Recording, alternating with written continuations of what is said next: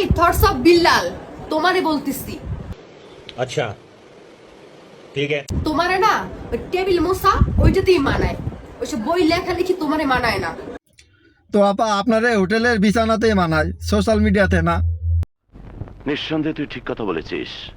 আর তুমি একটা বই লেখা 1000 টাকা তুমি বিক্রি করতেছো, তাই না? ওইসব বই লেখা টাকা বাদ দিয়া তুমি টেবিল মুছো, কাজে দিবে।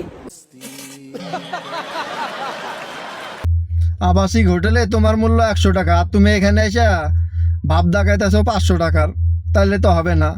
তুমি ওই 100 টাকার কাজই করো, যাও। বুঝো নাই? 2 নম্বরই ব্যবসা বাদ দাও, ভালো হয়ে যাও। ভালো মানুষের হাতে পড়লে তখন কিন্তু বই লেখা সুইটা যাবে, বুঝতে পারছো? দামি কন্ডোম আনছি, ফাটার কোনো চান্স নাই।